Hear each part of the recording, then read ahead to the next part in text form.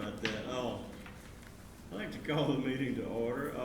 This is the Master Plan Review Committee meeting on Tuesday, October the 8th, 2019. And before we do the roll call, I want to introduce my friend, Miss Julie Norris. Mr. John Washcom resigned and appointed Miss Julie in his place.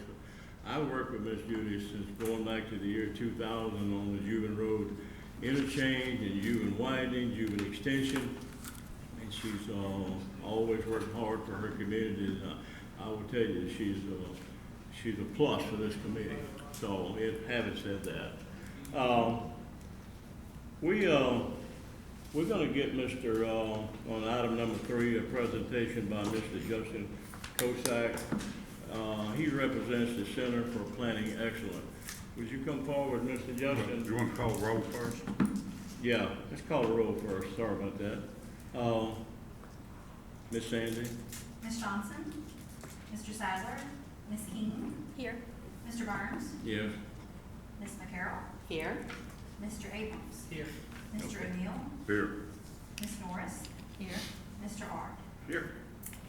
Mr. Justin, come forward. I want to say something.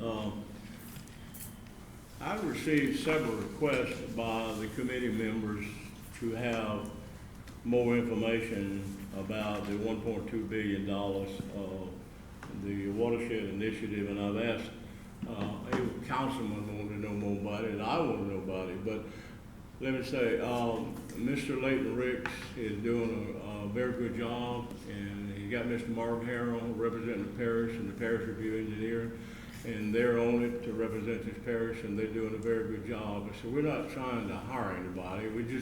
All we're doing is getting information out to the committee members and the public, because it's a positive thing for Livingston Parish. So that's why we asked you to come and explain to us what you do and anything you can tell us about it. Mr. Justin? Thank you. Yes. A few weeks ago, I met Mr. O'Neill at a Surge Consortium meeting. We were talking about coastal zone issues, and he apparently liked a few things that I said, and he invited me to talk with you about it and being here. I'm from the Center for Planning Excellence. We are based out of Baton Rouge. We are a mission-driven organization that focuses on planning. We do comprehensive plans at the parish level. We do campus master plans. We do corridor plans.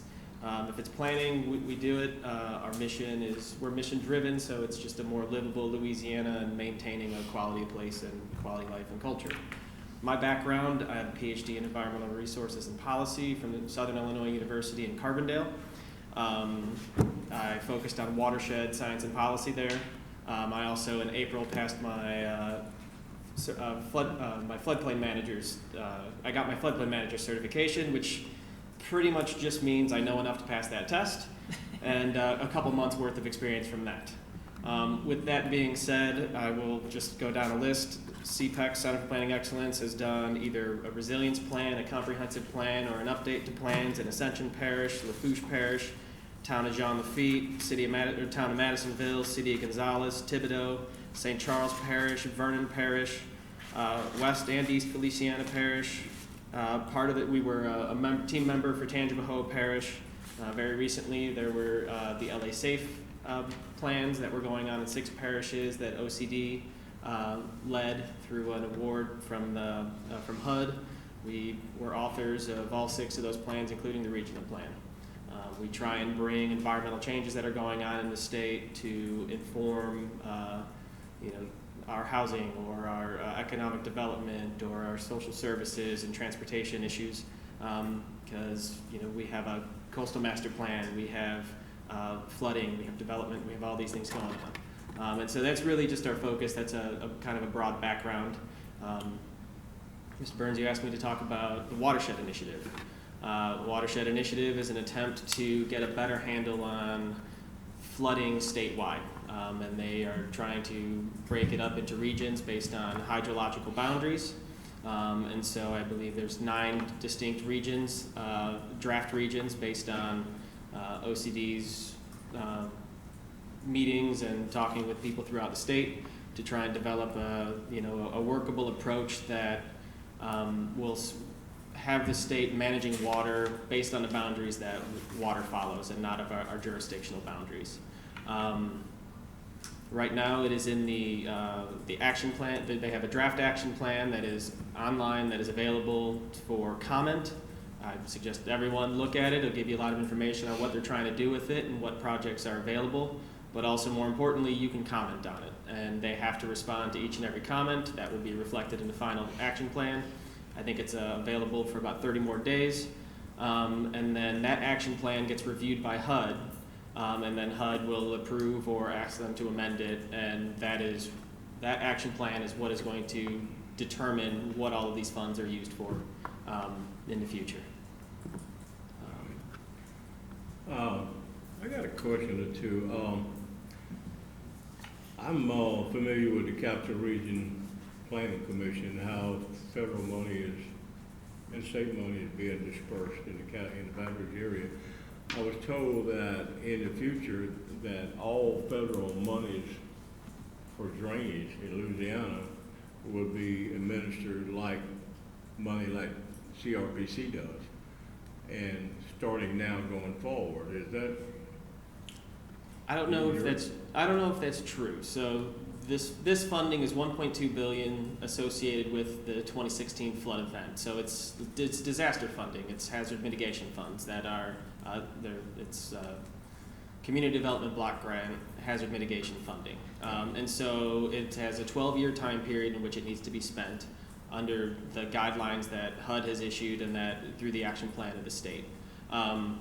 One of the things that they hope to get out of this is to set up a program for that watershed management, for drainage, which is a part of watershed management, so that the decisions made on how to spend that money are more cost effective, are more just effective at buying down that risk we have, that flood risk we have throughout so much of the state.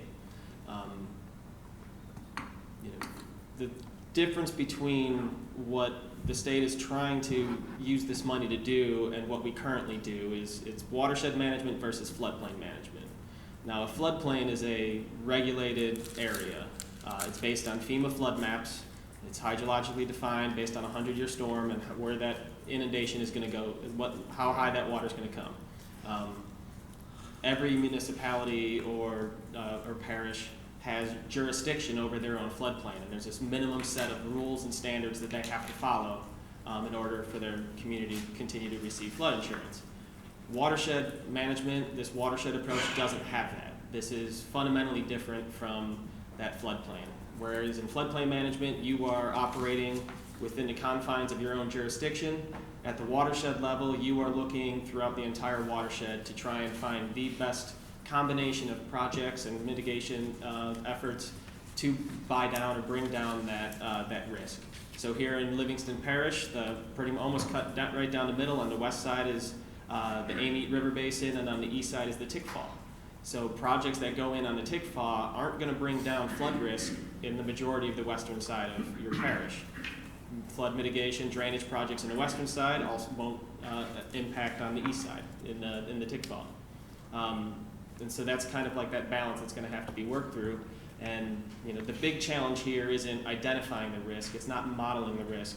The big challenge is trying to figure out how to bring all those different jurisdictions and all those different people together to work to find a solution or a strategy that is going to work for everyone.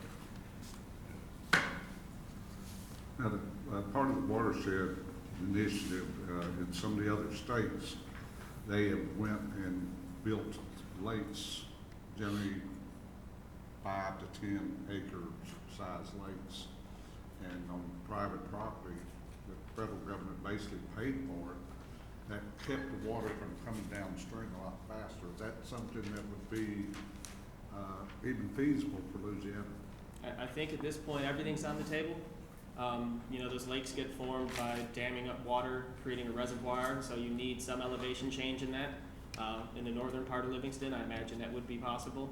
Down in the coastal area, probably not. But again, I think everything's on the table, and it's just one of those things that when you model it out and you see how it works. And how, we were at the search consortium. Now, how would Livingston Parish with the flood initiatives and also watershed initiative, how would that tie into the storm surges? The southern part of the parish is more concerned with the surges from the storms. Mm-hmm. Of course, the 2016 flood affected the southern part as well. Yeah. But generally, as a rule, the storm surge affects us worse. How would some of your initiatives tie into that? Well, it's a good question. There's the CPRA, who has their own coastal management zone. They have their own master plan, and then there's the watershed initiative. But the CPRA is itself, and it also sits on the watershed initiative, the watershed council, and so they are working together to make sure there's no duplicative efforts, that they dovetail with each other, that they move forward. There is a challenge. You know, you're looking to drain water out of your parish, and storm surge would be pushing water back into it. And so, you know, at the meeting we were at, Dr. Lopez talks about how, you know, if there's a slow-moving hurricane coming in and it's pushing that water up, now your drainage is compromised because that water level is much higher. And so those are some of the complexity that, you know, Livingston, Tangipahoa, St. Tammany all have to contend with as they work to implement master plans or any sort of economic development or anything along those lines. And also the levees that are being built by neighboring parishes has a huge effect on Livingston Parish. Ascension Parish for one, St. John, St. James are planning on building theirs. Where would that leave us? Well, I think based on the way it's drawn now, you would now be in a position to have better collaboration with those neighbors. You know, you pointed out, levees don't stop water, they just move it elsewhere. And so how those levee projects then get approved may or may not fall under the purview of the watershed initiative.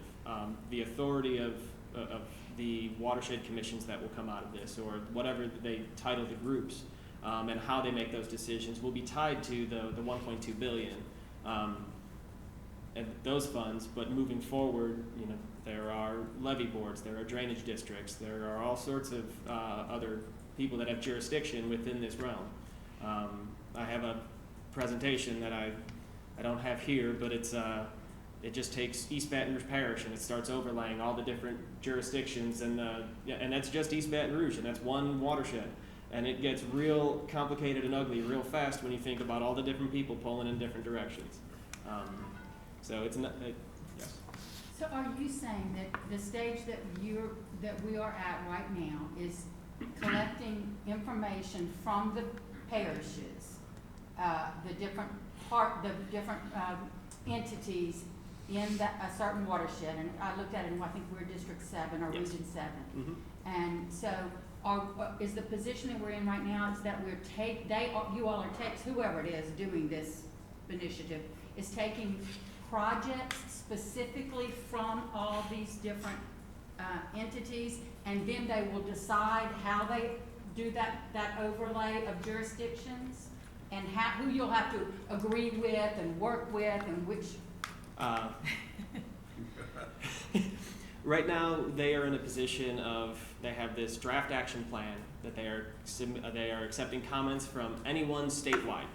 And of course, people will. For projects? Not for projects, to comment on the action plan. And the action plan lays out what types of projects, like an elevation project or a stormwater detention pond or a reservoir, drainage issues, you know, green infrastructure, including green space, developing a park that has a dog park and soccer fields that also floods as opposed to your house flooding. This action plan it has all the different types of projects that can be funded from it, so that when HUD approves it, the state can go forward and solicit projects, or the people who represent that Region 7 that Livingston is in will talk about what projects they want to implement. Now, every place has a list of projects that they want, and so all of those, of course, are going to get tossed in, and they're going to model out all of these the watersheds to see how those projects perform. They will develop a rubric based on, what are your goals, what's the state's goals, what's the region's goals, and they will be determined by the commissions in a way that is still to be determined. Do we have a list in Livingston Parish? I would not be the person to ask that, but yes, you definitely have some ideas and themes in your comprehensive master plan, and it's and that's from 2013. So one of those things is to look at it to see, do we still agree that these are those goals we have for these projects? Do we still agree that this future land use map is what we want in the future? Does this reflect what we have now? In reading it, I didn't read all of it, but I read quite a bit of it today. It's a very honest plan. It's a good plan. But again, a lot changes in 6 years in this area of Louisiana. You guys are a fast-growing parish. A lot of new homes, a lot of new buildings, new roads have gone in. But at the same time, we're losing land throughout the state. You have the coastal issues Mr. O'Neill mentioned. It can be a little complex. Anybody else? I guess the main reason why we asked you to come here is, of course, drainage is a big component of the Livingston Parish Master Plan. And of course, we're seeking money to do a parish-wide master drainage plan, okay, within the master plan. Yeah. So we're looking for money for that. So anything that we can glean for ourselves and for the public to gain more knowledge on how to do that. So it's part of the master plan. So that's why we're talking about it, okay? I understand that you have regions around Louisiana, and we're in Region 7, I believe. And how many parishes is in our region, St. Tammany all the way over to East Baton Rouge, and all the way up to the Mississippi border. Yeah. I hear 12, is that? I think 12 sounds right. 12, man. We share among the 12. Well, you don't know the particulars, but anyway, it's a good thing for Livingston Parish, okay? Good thing for drainage. Good. So, unless y'all have some other, Mr. Y'all have anything? We do thank you for coming. You share this insight in what you do. Thank you very much. Okay, thank you so Thank you, very Justin. much.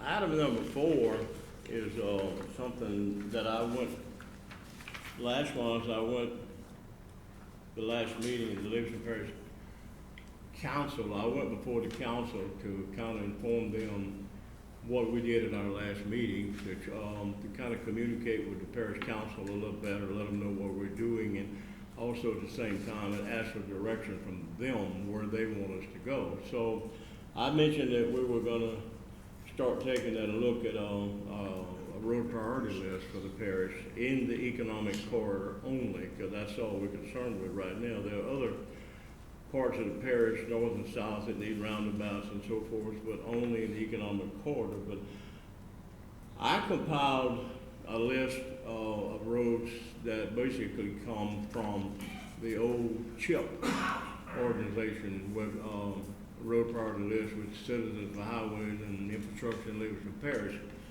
And so I kind of put them in order myself, but I'm gonna pass them out in just a minute, and just remember that we're gonna discuss it. We can add to it, we can delete, we can change at the end of the night.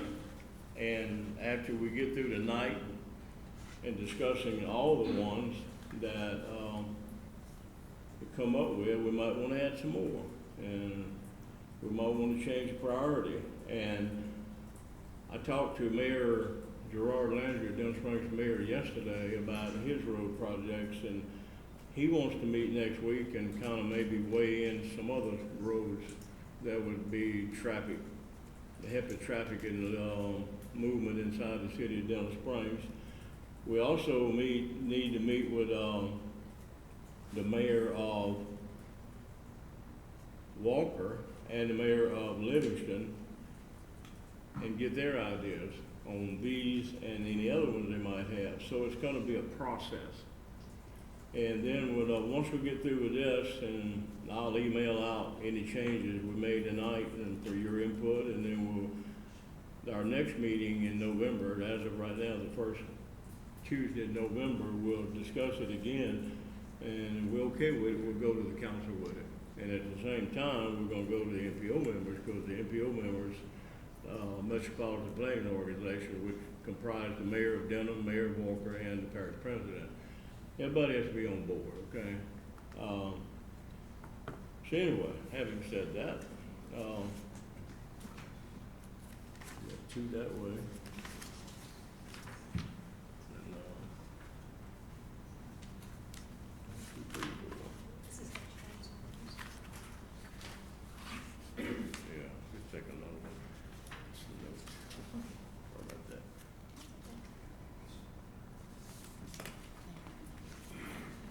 Okay, thank you.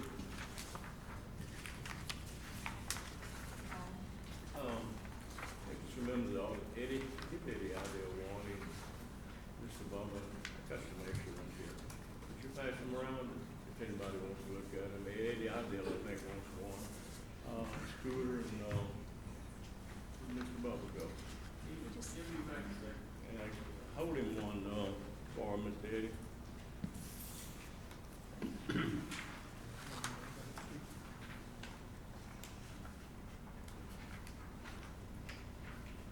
Item number 1 is the Cook Road extension just outside the city of Denham Springs, right north of I-12. I talked to Mr. Chad Bacchus with Forte Block Engineering about 2 weeks ago about this to see where they were at, and it's my understanding that the project is totally funded with state and a parish match. And from he said the tentative right-of-way acquisition completion date for the whole road is December 2019.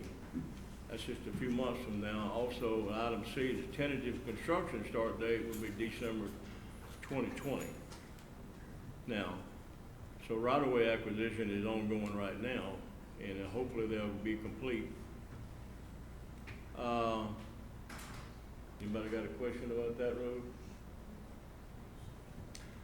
Item number 2, the Jubilee Road extension has been on the, I guess, books and drawing board, and we've had meeting after meeting going back to, I guess, 10, 12 years ago, back when the old Jubilee North Association was active, and then that kind of morphed over into the CHIP organization. But a lot has been done on the Jubilee Road extension, and it's a road of about 1.2 miles. Mr. Eddie, your engineering firm has done a lot of work on this road. Would you come up and explain to us where we at and what we've done on that road? How you guys doing? Eddie Idell with Alvin Fairburn and Associates. I think I know most of you, ladies and gentlemen. Yeah, Mr. Gerald called me today and was asking me to try to refresh my memory on the Jubilee Road North Extension. And we had completed a lot of work for one of the previous councils. We had surveyed the route. We had prepared right-of-way maps. Believe it or not, had successfully negotiated with all the property owners, which is a challenge when you're dealing with more than one person. It's a challenge. We had done a wetlands determination on the whole route. We were prepared to start doing the full permit, and we had done the preliminary design, Mr. Gerald. We hadn't done 100% of all the design, but we had done the preliminary design and figured out what the typical section was going to look like, and had roughed out the drainage. So we had done. There's a lot of good work that we have done that still exists. We still have it. All right. So that would be, if that's something that the parish thought they wanted to pursue, you know, we'd certainly have a great starting point for that. And I was looking at your list, Mr. Gerald, not to go out of order, but we do, if you want to talk about it, we do have a lot of information on that Demco road. Okay. They would extend, they would. Okay, when we get there, okay? Okay. Mr. Eddie, I was involved with Mr. Don Hooper at that time, And all the design was complete, 100%, road right of way, everything was complete on it. And I know I personally worked with all the property owners associated to get approval to go through the property, and at that time, it was 100%. Everybody was on board. Now, a small section of that road goes through North Park Recreational District, and we worked with the board at that time, and the North Park, and Julie's on that board, she confirmed that the board cannot sell park property. Am I right, Julie? Can't give it away, you can't sell it, but you can swap it. So we had negotiated a deal with Mr. Jim Talbot, who owned some corner about North Park there, and he was willing to swap a section there for the park property that the park was giving up. And I talked to him last year, and he's still willing to do that, to expand the park boundary on the north side. That's exactly right. What we were gonna do is the parish was gonna purchase that piece from Mr. Jim and swap it to the park property Right. so that it'd be a no net loss, so that it didn't Yeah, adversely well, affect the park. He was still on board with that. So it was a good design, and we worked hard. So where are we at on that? We're waiting. I'm What sorry. about the actual crossing of the railroad? We were recommending an aerial crossing for safety reasons, but it's certainly not, it's not mandatory that you do that.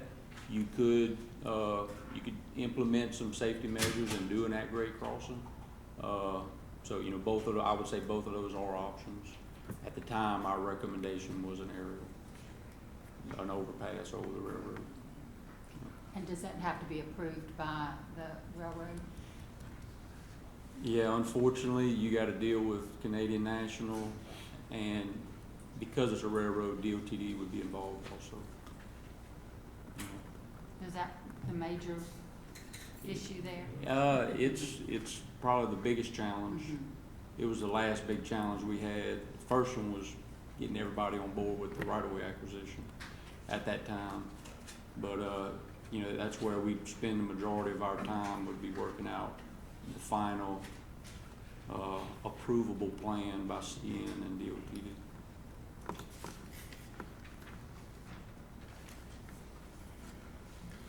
I know I worked with Mr. Don Hooper. We rode Livingston Parish east to west at every railroad crossing, at every driveway. And we worked with Canadian National, and Canadian National at that time agreed to shut down the Barnett Road because there's no bells and whistles and barriers there, and put bells and whistles on Cuban in exchange. But we went through this whole parish, and Mr. Don Hooper was there. I thought it was worked out to where you didn't have to put the overpass, but Yeah, you probably could, Mr. Gerald. Like I said, that's what CN is gonna want you to do, which is gonna be a challenge, is trying to find two other public crossings in the parish to shut down. It was what they were telling us at the time. They said, hey, if we would work with you, especially if we would agree to shut down a couple of lower traffic crossings, or put in some siding roads to where you could avoid them altogether. But it's they're challenging to work with. I know the city of Walker just closed to. That's right. To do the entrance into the industrial zone. They did that in order for them to give them another crossing at the industrial park. That's right. So it can be done. Yeah. It can be done. The volume of Spots. We traffic. have less and less spots to go It's across, fine, right? Yeah. Walker just happened to have a couple of spots all right in line that kind of went the same roads. That So- Barnett Road is right next to, that's, It's right to the right before, right after. You're looking Fusion. towards the east park. about 1,000 feet. it's to, it's, It's to the east, Right, about 1,000 right, feet from crossing too. From The Gibbon big Road crossing. crossing on Florida. Yeah. I know there was a lot of discussion about that overpass way back yonder, and the cost on it then was $3 to $4 million, but there's two power lines to the north, and both on either side of the Canadian National Railroad, and one is Genco and the other one's Energy. we were told both of them would have to be raised at That's that correct. time at approximately $1 million. So if you're gonna put an overpass under these power lines, you gotta raise the power line. That's right. So could be a problem, I don't know, but that's, if you do the overpass. But, so that's an issue, I guess, that has to be worked out. But, so we're, I talked to Miss Peggy Jo Payne today, and she's the project manager for the Juban Road widening project. And, the stage 0 through 5, and you're familiar with all that, the feasibility study on the Juban extension was done way back yonder. And, the environmental was done, that's stage 1. Engineering design, that's actually stage 3, that was done. And waiting on funding is 2. So is that where we at, Mr. Eddie, right now? Yeah, back then, if I recall, Mr. Gerald, our discussions were trying to secure at least enough funding to start doing the right-of-way acquisition. Right away. That's where we were when we stopped working. So that's where we'd have to start, the parents would have to start, right away, funding for right away acquisition. Well, you need funding for the whole thing, not just right away acquisition. So that, and actually, stage 4 is, letting for, contract, and stage 5 is actually doing the construction. And that's how the state, MPO operates. So that's where we at. Can you stay with us a little bit? Yeah, Talk about Demco Road? Sure will. Item number 3 is Florida Boulevard. Now, I broke that up from Dunham Springs to Walker is 4.6 miles, but I broke that up into 4 sections.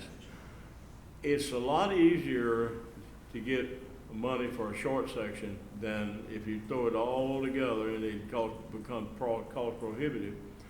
But item number 3 is 4-laning from Highway Luzon 16, which is Hatchell Lane to Juban Road, approximately 1.4 miles. And let me tell you something. That Miss Jo Payne told me today, the construction on the 4-lane road is basically $1 million a mile. I thought it was much higher than that, but it's $1 million a mile. But when you start adding in the other pertinent things like right-of-way acquisition and utility movement and things like that, it could easily go to $2 million. And if you're into an area where you have a lot of commercial activity, like on Florida Boulevard, it could go to $3 million. But I thought it was $10 million, but it ain't. The maximum, it would be probably $3 million a mile. So coming up with that, it's easier to get funding for short sections at a time, I was told from way back yonder. The next section would be, item 4 would be from Juban Road to Burgess Avenue, which is approximately 0.7 miles. Item 5, Florida Boulevard, 4-lane from Burgess Avenue to Pendarvis Lane, approximately 9.9 miles. Number 6, 4-lane from Pendarvis Lane to Highway 447 in Walker, which is approximately 1.6 miles, for a total of approximately 4.6 miles. So using the figures that she gave me, if you come up with 4.6 miles times $3 million, you're talking like $19 million all at one time. But you gotta do the feasibility studies first. So right now between Florida Boulevard, between Dunham Springs and Juban, in the morning time it's backed up from Juban to Hatchell Lane, and in the evening time it's reversed. It's backed up all the way. It's stop and go. Even though you have a roundabout, it's still stop and go. So that time we thought that would be the most, where to start at, and then work your way towards Walker.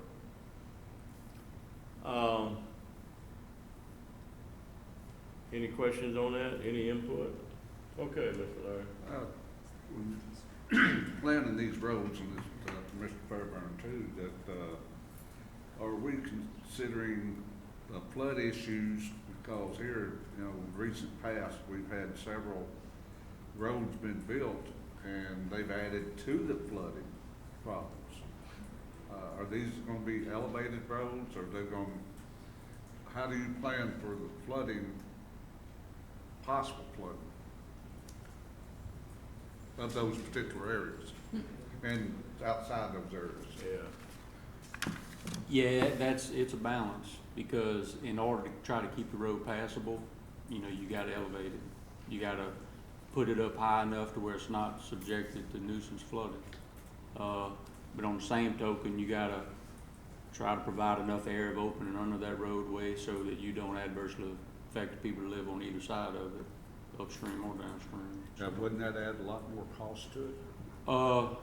I don't remember what cost estimate we had on the road, but I promise you, we had a lot of money in it for drainage. That's one of the first things you do, is look at the impact that this road is gonna have on the hydrology and make sure that you don't adversely affect anybody.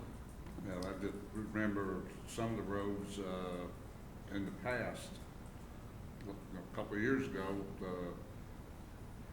they made flooding worse Yeah. in those particular areas. And sometimes we lower roads to Yeah, make flooding less of an impact on the people, and then, well, the road floods more, so that's bad too. So yeah, we've been on both ends of it. So. Yeah. okay. All that would be worked out by the project. Yeah, it's Design definitely and something forward. that would be studied to the nth degree to minimize the impacts for sure. And I'm sure they look at all of that. Anyway, item number 7 is install a roundabout south of I-12 in Livingston. A roundabout it's hard for me to come to meetings. It's hard for me to get off the interstate at 5:30, 6 o'clock in the evening, and the traffic's backed up, and to come north, it'd be a perfect place for a roundabout. And item number 8 is 4-lane Highway 63 south of I-12 in Livingston to Oliver Wheat Road. That's where Epic Piper's interest is, down there in that location. That's approximately 0.8 miles. We had Mr. David Bennett come here a couple of months ago and talk about a proposed 400-acre industrial park behind Epic Pipe. So we really need a 4-lane road there, down at least to wherever the entrance is to the industrial park. That's gonna be a major thing. It's just like, probably gonna be bigger than the industrial park in Walker, would you think, Mr. Jeff? So I, looking at 4-lane at that. Any questions about that? I talked to Miss Eileen about, in Albany, she has requested, I think, DOTD to widen from 190 to I-12. Is that right, Miss Eileen? Is it all the way or part of the way? Or? Mr. Burgess, we have requested a study from I-12 north to Highway 190. Right. And to do a minimum of a 3-lane, and I'm sitting here listening to all of this 4-laning, and y'all already have the minimum of a 3-lane here in Livingston, and in Albany, all we have is a 2-lane. Right. So I just think that, you know, it is a priority that we get a minimum of a 3-lane to take care of our traffic off the interstate, and just as you have a problem here getting off the interstate, so do we in Albany with just the 2-lane. And we are very unique in the city of Albany in that we have our high school, our junior high, upper elementary, lower elementary, and pre-K, all within the city limits. So we have a tremendous amount of traffic coming into the city limits of Albany off from 43 and 190 twice a day, which causes an unbelievable traffic jam. So we have intense traffic problems that's dealing with carrying our precious cargo in and about our area. And so I think that, and of course, I'm the mayor of Albany, and, but I would like to stress that I think three-laning Highway 43 from I-12 to 190 should be higher than item number 9 on this priority list, in that we just have very, you know, and I understand that the population is so much bigger on the other areas of the parish, but we have a very unique situation in that we have so much traffic because of all of our schools being in the city limits of Albany. So, yes, we do want that. That is the minimum that I would request from this study, is a 3-lane.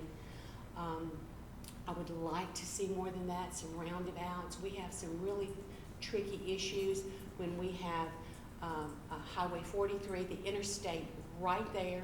Then we have Old Baton Rouge Highway coming in, and we have James Chapel Road, which has a lot of industrial traffic on that.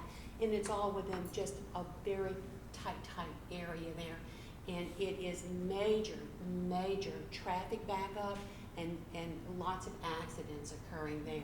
So we too, I would like to see a roundabout north to take care of those 3, I-12, Old Baton Rouge Highway, James Chapel Road, and Highway 43. It is just a real tight spot with lots of traffic coming from all different areas, a roundabout there, and then to extend that a 3-way all the way up to Highway 190. And I would respectfully request that this be higher on this list of priorities. That's Your how I feel question- about it. Yeah, I've traveled that road a It bunch is. of times, and you say it's a nightmare. It You don't truly wanna turn is, left. and we're just 2 lane. I'm asking for 3 lanes. I know y'all got 3 and asking for 4, but I really think it is a real safety Yeah, concern. well, aren't we as a committee, aren't we looking for the future growth? Right. If we looking at future growth, that 3-lane would be outgrown, no doubt at It's all. absolutely, I have some projects in the work, and hopefully within the next 2 years, we will have sewer down to the interstate and upgraded our water line. And our commercial corridor down there is going to explode. We've got big property owners down there that are just waiting for us to get some infrastructure down there. So we are already behind. If we get, I agree, if we get a 3-lane, we are already behind. Yeah. What I see coming down in the next 5 years. Yeah. Much less, Well, of course, 10. you're getting the development from Hammond coming into Albany, and plus everything from the west moving east as well. Absolutely, yes, yeah. So we're up for discussion, and I just would like to see this number 9 move up a little higher on the list, if you could do let me- that. Are they doing 3 lanes? Are 3 Yeah, they lanes still being do. built still? They did in Livingston a couple of years ago. They still doing them. I know they around the talk state. about, They still do them, but they're trying to eliminate I as much know. 3 lanes as possible. In fact, Dennis Springs is actually going to go back to the median on Range Right. Avenue. Right. What they're going to is a J-turn setup now Right. for all roads. I heard they all doing that. Right, and Yeah. that's, Really? that's Not new, and roundabouts, that's the new safety feature for the new manual DOT. I would recommend anything for a better traffic flow for us off of I-12 to 190. Whatever the current recommendation is, I just need to get our traffic moving better than it is on this 2-lane.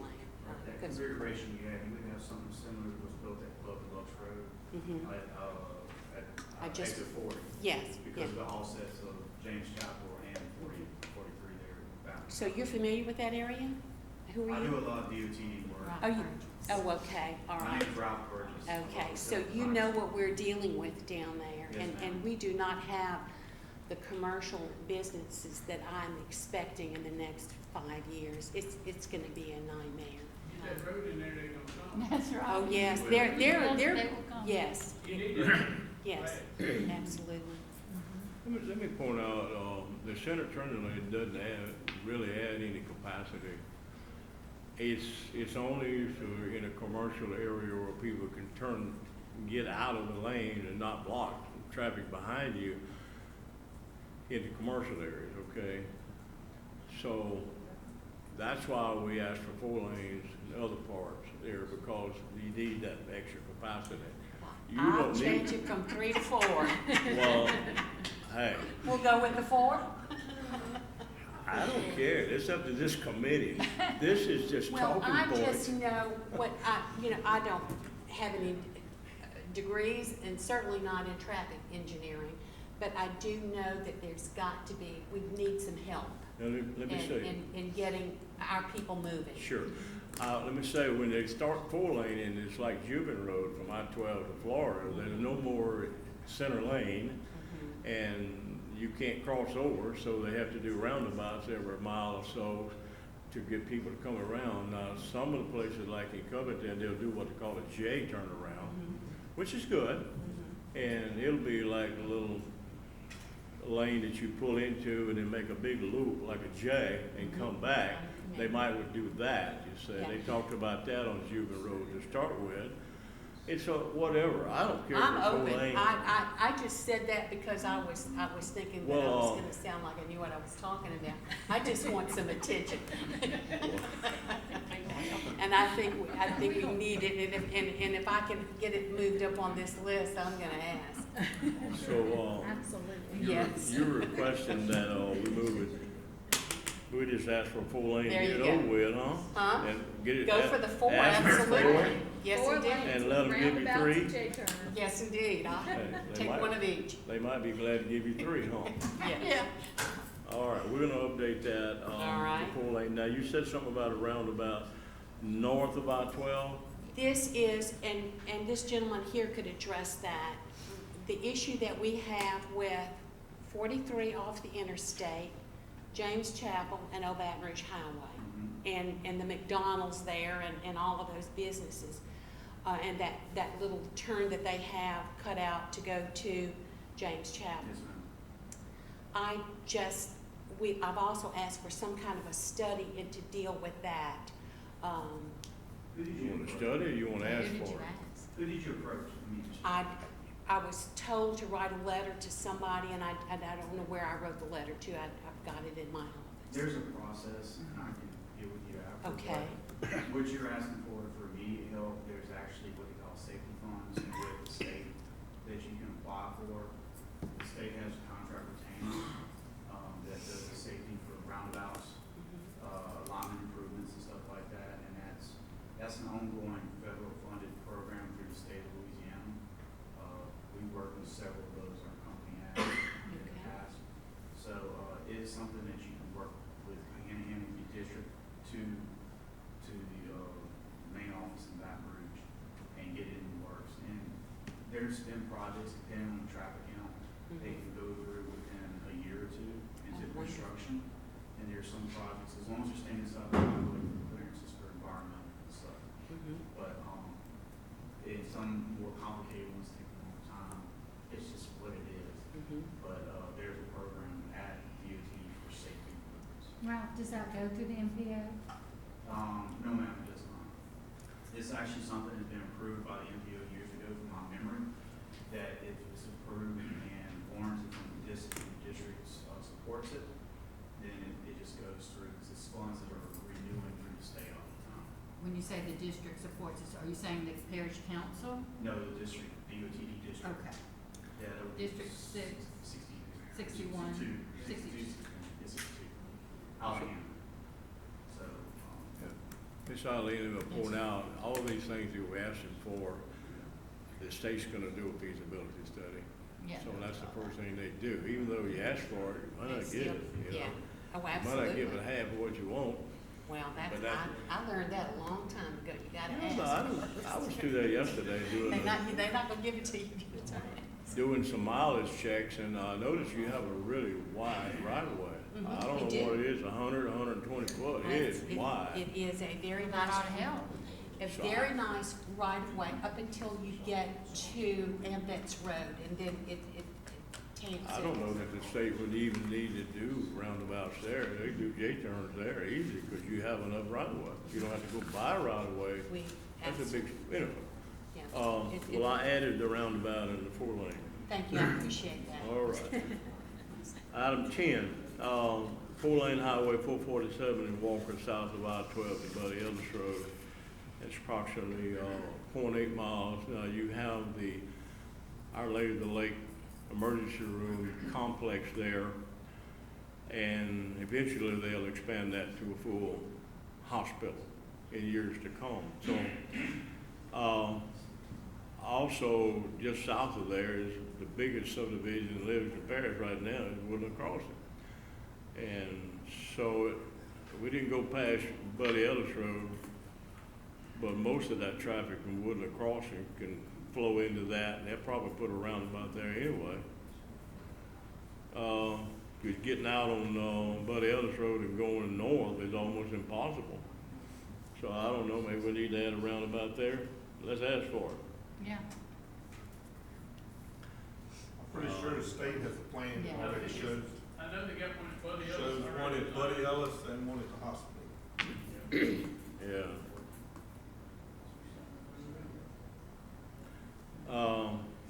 Item 11, 4-lane Juban Road south of I-12 to Brown Road is approximately 1.3 miles. They're building more and more subdivisions off of Brown Road, and all that traffic has to flow out Brown Road or John L. Lane, back through Buddy Ellis. And that area will be developed commercially over the next 20 years. Item 12, Mr. Eddie. 4-lane Demco Road in Denham Springs from Highway 16 at the intersection of Cook Road to Range Avenue, approximately 4.4 miles. There's some apartments there that's building part of that road or donating right away or something. Yeah, there was a planned apartment complex on right there at the intersection of Cook and Pete's Highway on the east side of the west side that was planned. During that planning process, we actually got those guys to donate right away from Pete's Highway all the way to the Demco property. So we got a good hunk of the right of way is donated. It's platted and recorded in the courthouse. And just to give you a little background on the Demco Drive, years ago, a long time ago, we were just only talking about trying to get another interchange at Pete's Highway. We were looking for ways to get traffic, to move traffic between Pete's Highway and Range Avenue better. Anybody who goes through Denham Springs knows how much fun it is trying to navigate the Range interchange. And that was one of the ones we selected, was to go through the Demco property and connect up to Cook, which way back then we were also planning to bring all the way to Juban, which that's actually happened, and that's been funded, and that's gonna come to fruition. That's number one on this. Uh-huh. So that part is gonna happen, and what this would do is take Cook across Pete's to Range.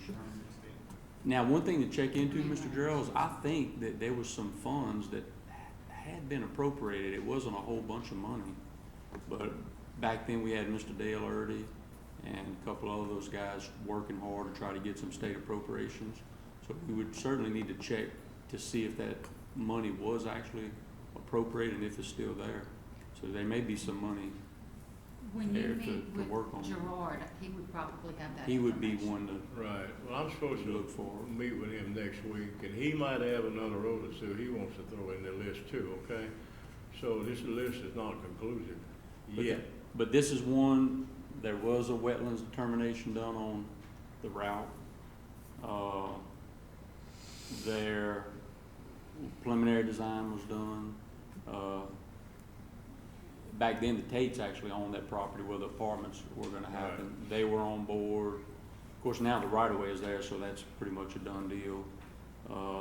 And Demco was on board. Looks at the like time the building came for- down this week. Yeah, so it makes it easier to get the road through there now, because that was one of the challenges was Yeah. working around the building they had there. In fact, even back then, we were gonna have to, at a minimum, modify the building to get Is the the road through Ashley there. building still there? The building was still there, but Ashley wasn't still there. They're gone now, I right? think they're gone now. Y'all know? The building was still there, and I think they had left. You just tore the front one down. Yeah, the front one where the business development park was at is gone, and Demco. Sound like that road would be something you can do pretty fast, huh? Oh, yeah, it was, there wasn't a whole bunch of roadblocks for that one. Right. Well, Mr. Eddie, do you think that would be probably a good road to add? That would take some of that heat off Range Avenue. Especially with Cook coming through, I think it's Because if he I could, think you it's know, an he could excellent, come from different exits and get over there. excellent candidate for sure. They'd probably put a roundabout on Pete's Highway, that's what Probably. we got to. That, well, one of the plans is to put a roundabout in Cook and, They cook. at Cook I like and, them, so it doesn't matter to me. yeah. I don't know if that was the final design, I think it is. I think the plan currently is to put the roundabout at Cook and Pete's Highway. Should we add that, Mr. Eddie? Should we add that roundabout there at Cook? I think it's already in the Cook Road extension plans, Mr. Gerald. Chad could tell us It's that. already funded? I think it's part of the funding that they've secured for Cook, unless they changed it since I seen the preliminary I'll call plan. Mr. Chad tomorrow and Yeah. ask him about that. If not, then we need to put it there, right? I think it's a great idea to have one there. I was very anti-roundabout, but I have since changed my mind. I thought it was the worst idea they could ever came up with, but I was wrong. Wait, say that again. Thanks a big I was man wrong. for saying that. I appreciate that. That's impressive. Number 13. Anybody, have any more discussion on the Demco Road? Item 13, this is the one Mr. Tracy Gerlenhouse wants to do, and I think it's a good idea. Probably the most expensive of all the roads, but it's a new I-12 interchange at Highway 449 in Walker, plus 4-lane, a connecting road to Highway 190 at Highway 449 intersection is approximately 1.6 miles. What that would do is all the traffic that gets off on the Walker interchange and goes north to Waste Management would use that interchange and go north, and also all the industrial park traffic coming off the Walker interchange would use that interchange. So it would take a lot of traffic out of the city of Walker. I think it would take a lot of, out of Livingston as well. I think Livingston what- They come out, they go both directions. And one of the issues we're having right now is Satsuma is actually a no truck route. And they're using that road. We just spent a fortune to fix it, Fix that bridge. you know. Is that Singapore 49? Yeah. No. Before that? 449 Corbin just Road. comes up from north, it hits, 190 and just dead ends right there. So we're thinking we just went straight all the way to the interstate. Yeah, Perfect piece of land for that, because it's right there by the dump, you don't All- want to build up there anyhow, so. Yeah. I mean, the land's all open, it'd be easy to get to the interstate. Yeah, you wouldn't, the right-of-way cost wouldn't be very much. Yeah, so it, Hey Jeff, what about all the waste management traffic as well? Mhm. All the trucks from Yeah, waste all management of will it. be able to get right on it. the other thing is, we don't have many frontage roads in Livingston Parish on I-12. You got one in Denham between Range and Highway 16. Of course, you got Black Mud Road, if you can call that a frontage road. That's, James Chapel Road in Holden is another one, but George Where, White, where the, George White across the yeah. other side of Holden. but if you could take off the new interchange on the north side and go and do a frontage road all the way to Waste Management, that might be another direct route for Waste Management trucks, and it give you a frontage road at the same time. well, another thing that's gonna help is, whenever we have wrecks on the interstate between Livingston and Walker, we're having to reroute interstate traffic through our cities. we had this other intersection, we possibly could keep from having to run that through our city. That's a major issue that DOT likes to look at. So that, I wanna point out that I-12 interchange cost a lot of money. I mean, 15 million plus, just the interchange. And most of that's gonna come from federal money. We even thought about if we could route it to tie into the Satsuma interchange.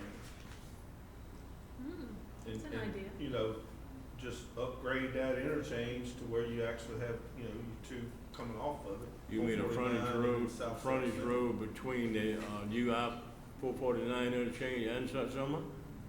So, I mean, you ain't talking with just, you know, a little dog leg, you're gonna be right there at Satsuma.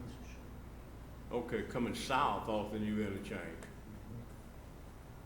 Could you do that without the interchange at 449? Can you do it with the Satsuma and frontage roads? And then, you still have to, you'll have to tie them in. You basically just take 449, you start heading south, and probably right after you get past waste management, you can kind of veer to Satsuma Energy. An interchange is a lot 'Cause more the big major reason I say than that- the frontage roads to a road. If you did frontage roads off But of they have to Satsuma. be big enough for the 18-wheelers. Right, right, and then take them to a road that went to 449. Satsuma intersection's gonna have to be redone before long anyway. This, probably, I don't know, it's probably the worst one we have, it's just a little bitty country road still Mhm. crossing over the interstate. So I would imagine before long, they're gonna have to do something with it. If we could tie this road into it at the same time. Yeah. Might help us get the intersection redone as well. Some of these roads like that, Well, you all could of buy that. the right of way for 4 lane, but actually physically build a 2 lane. And then come on later and build the other 2 lane. You see, going from Dillon Springs north to Watson and beyond, all the way to St. Helena line, the state bought enough right of way to widen that road. Thank the Lord, they did that years ago. So when they widened all the way to Watson on that west side, the right of way was already there. So maybe they could do some things here and that would save you some money. Could it be a state highway instead of a federal highway if it were coming off the Satsuma Road? State, yeah, it could be, that part would be state, and actually the part going from the U interchange from 449 north to 190 would probably be state. See, that's what I'm saying, I think you can get And- money for that. Yeah, hey, I don't know, that Parish might Might wanna get build stuck these there. roads. Maybe. Cheap right away, huh? Yeah. Anything about these particular roads, I wanted to ask another question if we're finished with that one. Wasn't there some discussion, or is it in the process, about a bridge across the Amite? What's going on in Port Vincent? Do y'all know? well, Port Vincent, Just north of Fort Vincent, they've been talking about, is anything moving on that? not to my knowledge, they, yeah. Oh, Hooper's moving? All right, those are two I think we need to look into. well, those These- are, but we're only looking at the economic corridor. Oh, okay, Now, excuse me. having said that, that was part of a toll road, I think That's they were why I talking was about. thinking about that. Yeah. Well, No, the one south, the south Yeah, one. they did talk about it being, part of it being a toll road possible at one time. Yeah, we need those roads, but unfortunately, it's not an economic corridor. That's the only thing I'm saying. Where, is the economic corridor in this, is it defined in here? They don't go that far south. Basically between interstate and railroad tracks. Okay. Yeah. All the way across the I road. see. The whole goal, Ms. Julie, is, It's north. you've Not not the been, south side. The north of the interstate. Okay.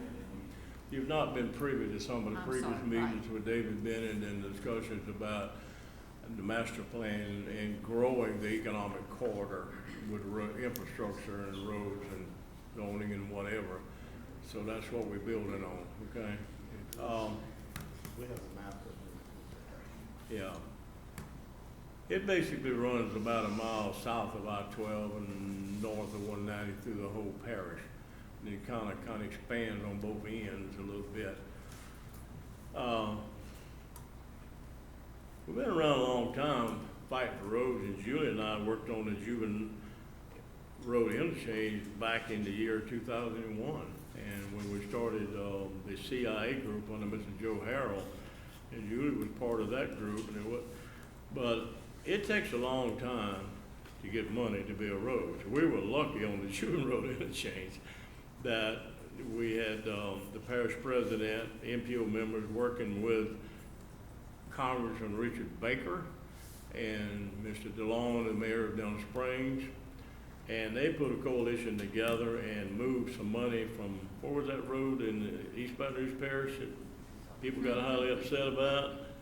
It's a Perkins. They even moved some somewhere money around from Perkins. Peach Highway interchange. Mr. Gerald, let somebody out in the audience wants to come up and say something. Okay, anyway, you can come forward.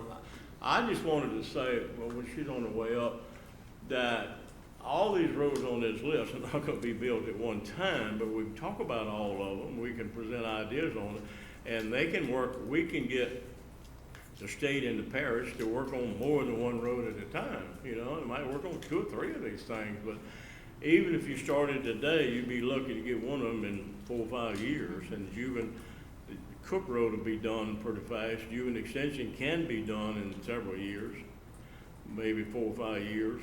Miss Eddie, anyway. But you have to start today.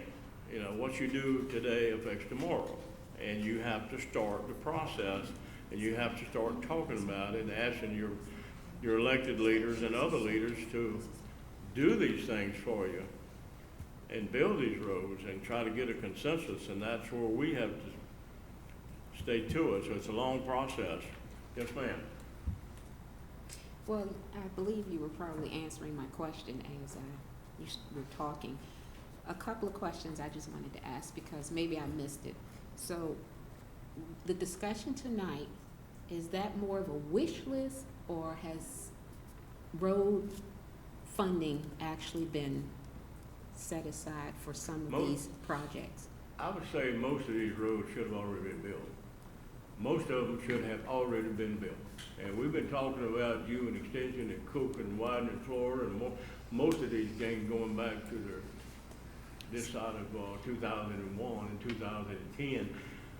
So it's a wish list? You But need them some built of them today. are funded, some of them, Cook Road's see, some of them are Cook funded. Okay, so Cook is funded, but the rest of them is a Well, wish. There's 2 Cooks on here. Right. Item 1 and Item 12. Yeah. Okay, so the rest is a wish list, is that? Well, it's a necessary to grow this parish. The Okay. whole purpose is, in the master plan, is to grow the economic corridor and bring infrastructure and economic growth to the corridor. And if you're gonna do that, you have to build these roads. I agree with You you. have to. I was just trying to figure out, was it a wish list or was something actually being funded? That's what I just wanted to know, because I was looking at the listing that you have here, which is really impressive. But number 10, you had 4-lane highway coming from the hospital to Buddy Ellis. And I think someone in the audience said there was something already proposed for Buddy Ellis. Who was that? Did I hear? There's a roundabout. A roundabout, where about on roundabout? They had a map that showed from basically Buddy Ellis all the way to, right through the city of Walton. 190. Showed all, it went actually above 190. Mhm. And it was like Yeah, 11 turns, roundabouts 11 they had Yeah. all the way through. It's before they did the interstate. Mhm. And there was gonna be one at the hospital and one at Buddy Ellis. Okay, so I heard the word going to be. Has that been funded That's or the it's still a state. wish list? That's the state. It's a state. That's all the state. Okay. All But right. that's only a roundabout. That's not widening the road. Well, that part of the the blueprint showed that road will get widened to there. Well, maybe, and that's good. Yeah. But I've not seen it. Because that's why we were asking, why are you widening the roads and not widening the bridge? Well, that's why we It have, makes sense to me, We've been asking. you know? So I think I may have missed something. What is planned for Buddy Ellis currently that's funded? Do you know? The Buddy Ellis Road? Yes. Well, it's fixing to get overlaid. Just overlaid? So it's gonna I be think it's widened getting widened a little bit. With a and 1-foot board shoulder, Yeah. some of the ditches are gonna be culverted in. So it's, It will be a roundabout at both ends, one on Cuban and one on Walker side. okay, Yeah, do we Buddy have it? Ellis is actually a parish road. You go to the DOTD website, and it shows that every project. Okay, so there's a roundabout being planned at the beginning and the end of Buddy Ellis. Right? And then there's a widening by 20 feet on each side. Well, it's only gonna widen it about 4 total, but right now, 4's a lot. Yeah. It'll help. Yeah. Okay. So you say I need to go to the Department of, Yeah, if you go to the DOTD. to find out when is this supposed to get started? Yeah, it shows, bid date, let dates and everything. It Shows you the stages. Shows it everything, Ah, whether okay. it's in design, or they just thinking about it, or, you know, Mhm.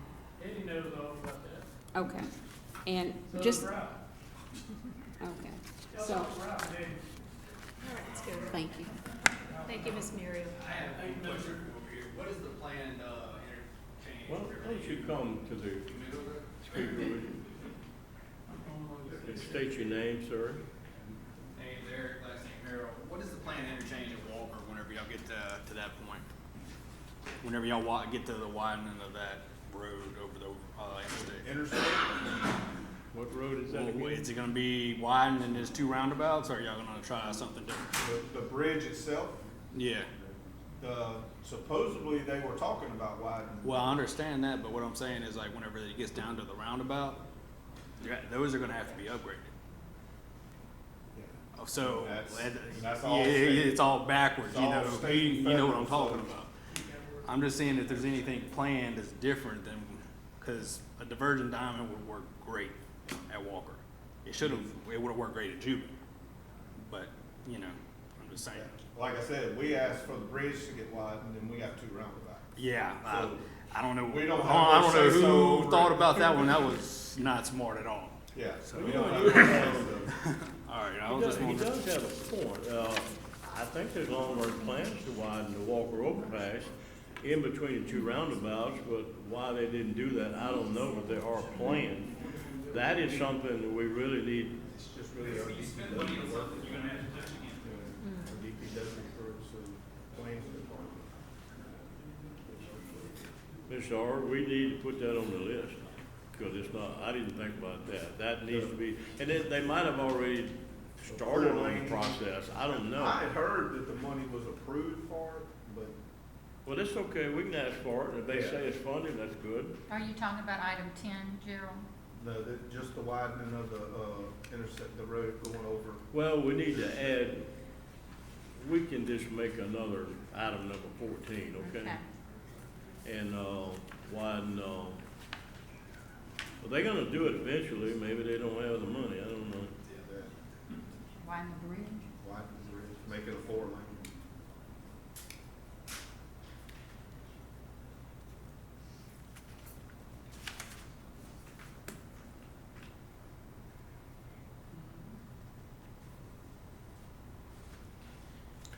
Okay, anybody else want to talk? Now, I can tell you that there is going to probably be a roundabout right here on 63 where Texas Street crosses. That's all part of a program that the state has, that we, made a deal with them to, you know, all the roads that go around the old courthouse are state roads, and they're small roads. So it's hard to get them to come fix them roads. By the time they move equipment all the way out here to fix them little small roads, it's just hard to get them to do it. So they have a program where they'll come in, fix the roads, do it the proper way, municipality takes over ownership of the road. We had money that was set aside to redo Texas Street, basically from the ballpark to 63 on the other side, all the way over to Red Oak Road. Well, the state agreed to do all of that, plus the roads around the courthouse. We were able to use that money and move it over to another road. So by doing this program with the state and basically giving up a roundabout, letting them put one right there, we're gonna get most of the roads done in the municipality of Livingston for basically the price of one road. Do you know where that is in the Good. stage? I do not know. We had that meeting with Dale Early probably about 3 or 4 months ago. Yeah, probably like that. So, but Dale was the one, he was saying before he got out of office, he wanted to make sure that that was approved. It's Texas Street, okay. I know in Denham Springs, the, River Road in Centerville, the city did something like that there. Yeah, Walker did, Burgess Avenue that runs by our high school on the backside of that road. And, it seemed to have worked out pretty good for them too. Seemed if you can get the state to come on out there and do it, if they're giving that ownership up. So somebody talking to Dale about where that stands, or? I haven't, but I mean, I could reach out to him. He's only got 3 I more know. months and he got out of office, so. But he said he was gonna take care of it before he got out of office. Find out. Just remind him of that. Huh? Mm-hmm. Yeah. I might see him Saturday. They- Okay, any other discussion on, priority road list? Mr. Larry? It's not on your priority road list, and it probably won't be, but, something me and you have discussed before. It's not in the economic corridor, but Highway 63 extended all the way across the Amite River into 22. Right. That's That, you're gonna have the economic corridor, you're gonna have the people has to come here to it to go to the stores, Right. and the workers have to have a way to get there. We're limited on people down in the southern part of the parish getting up to the north side of the parish. It had been discussed 30 years ago, putting a bridge across the Amite River, extending 22 all, 63 across. I know it's really not in the economic corridor, but something this committee needs to discuss and bring to the council and to the state. That how it's needed as far as moving people and also bringing industry and businesses down to the southern part of the parish. And where would the bridge be?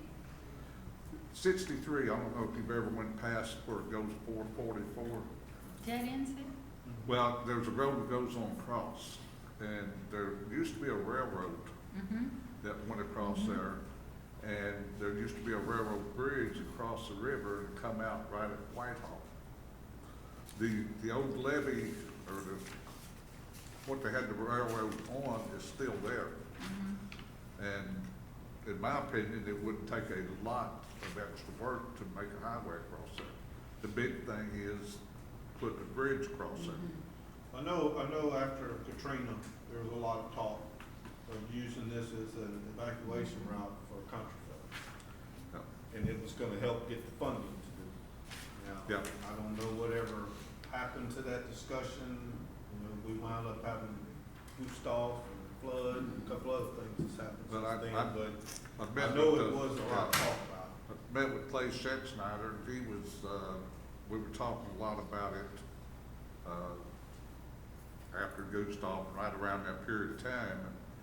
But his idea was make a loop all the way, tie in all the way to I-10. Right. And that, I don't think that would ever happen, you know, because of environmental factors. But that short section, there's, I think, it's 5 or 6 miles from where 22 is to where, 63 ends there at 444. And that little short section would just open up that whole area to get the people out, especially, like say, evacuation. When the floods like Isaac and the 16th flood, all the roads down there are flooded. Well, you had a big island there that was out of water, but people couldn't go east, they couldn't go west, north, or south. So in a watershed initiative, going back to that watershed initiative, and we all know what happened to us in the flood. Mhm. And also we know what happens in the southern part of our parish Mhm. all the time, an east wind, and, you know, we have problems and a lot of rain. And the evacuation route, that seems to be maybe something that ought to be discussed with that watershed initiative projects and things that they're talking about there. Try and couple that kind of road with that. That's a good point. But he said we have 30 days. Yeah. So we kind of got to get our thoughts together if we want to have a major wish list maybe that could be a wish list that goes that way. Yeah. The parish already has a list of things they're gonna present that they get this, block grant money. Me and Gary got up to Gravity 2, and they were gonna apply for a lot of block grant money. I don't know if a road That's what I would was have, about to I don't think they could use it at all in the watershed initiative, because it's gotta be for drainage and drainage improvements and hazard mitigation type thing. But it doesn't hurt to push that to somebody that now's the time. Yeah. Livingston Parish is growing by leaps and bounds, still after we flood. You know, people still wanna come here. So get the roads in place, get the infrastructure in place for business, and then we can move it. It won't hurt to grow. Right now, it's hurting to grow. I mean, it's painful. Everything we're talking about are things that the parish needs done. President John, yeah. And we used to be kind of looked and shunned, like, oh, it's just Livingston Parish, we don't have to do anything out there. Now they listen when we say we need to do some things. So, because we send a bunch of money to the state from Livingston Parish in taxes, and gas tax and everything else. So we want some of it back and pay for our project. And that's the way we need to approach it. Is that drainage list available for this committee? I think, did you have the list of projects Mr. Mark submitted, Mr. Carroll?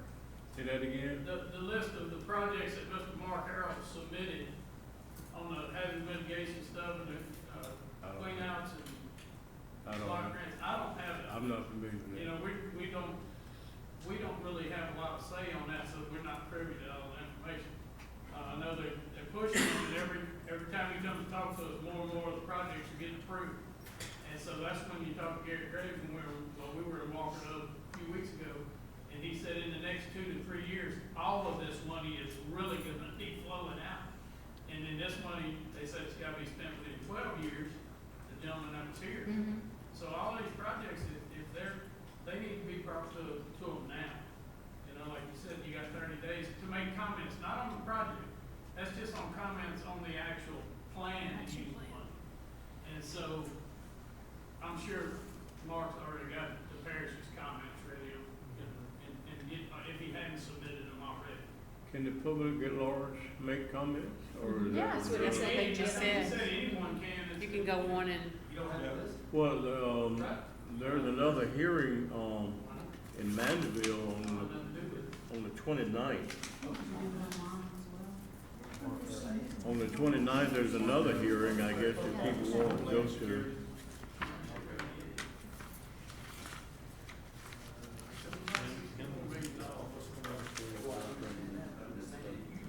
What he'll do is he'll call individual companies. That's at 6 p.m. What canal? That's at 6 p.m. and, on October, Tuesday, October That meets the criteria. 29th in St. Tammany Right. Government Administrative Complex in Mandeville, Louisiana. Somebody wants to go to that. It's on the 3rd page of the handout. No, I thought there was one in West Monroe, aren't there? Yeah, you can go up there if you want to. We got family up You don't there. just spend. What's the date on that one? You make a vacation out of it. That's right. Uh, Let's have a field trip, Gerald. In Oh, West can't we all go? Monroe, Thursday, October 24th. It's at 1:30 p.m. You can, hey, that's a good overnight trip, huh? See family. Good. Anyway. Information on the item number 5 on the discussion of the priority road list. I can tell you to begin with, I'm gonna talk to the mayor of Denham Springs, and we're gonna talk to Walker and Livingston next week and get their opinion on stuff, so we might add something. And if we do, I'm gonna send out an email with all the things we talked about and the things that we added, so we can, discuss it again, on the next meeting, which will be the first Tuesday in November. Let me say this, what we're gonna do for the future, and Miss Sandy, you help me with this. The week before the meeting on the first Tuesday, I'd like Miss Sandy to send out an email saying we're gonna have a meeting or not have a meeting. And if we're gonna have one, then we should have an agenda by then. We will have an agenda, but that week, it'll be the road priority list, number 1, okay? And anything else we might want to talk about. So could you help us on that? All right.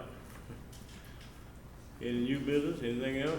Would it be beneficial to have that, the drainage, list that the parish is submitting, or, the What input? list? The one that Mark Carroll has that we were talking about, would it be beneficial for this committee, as a master plan committee, to have that as part of our,